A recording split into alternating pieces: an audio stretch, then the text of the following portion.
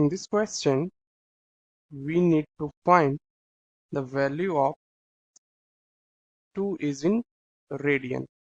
So as we know that 1 radian is equal to 180 divided by pi degree. Also, we can write this as approximately 57.3 degree. Hence, 2 radian is equal to 360 divided by pi degree, which will be approximately equal to